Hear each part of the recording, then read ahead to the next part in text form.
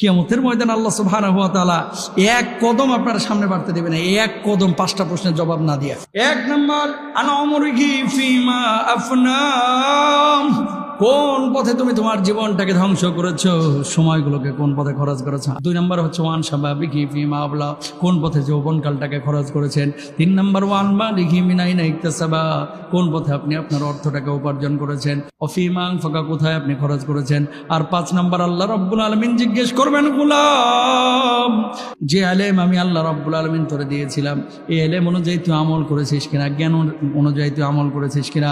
এই 5টা প্রশ্নের উত্তর না দিয়ে এক কদম সামনে বাড়তে পারবেন না, ডিরেক্ট জাহান্নামে চলে যাবেন। কিয়ামতের ময়দানে ফয়সালা হয়ে যাবে জাহান্নামের। সুতরাং প্রিয় ভাইরা আমার, 12 ঘন্টা 14 ঘন্টা যারা খেলা দেখে সময় কাটায় দিচ্ছেন, আড্ডাবাজি করে খেলাধুলা করে যারা সময় কাটায় দিচ্ছেন, আল্লাহ রাব্বুল আলামিনের কাছে কিন্তু হিসাব দেওয়া লাগবে, ঠিক কিনা?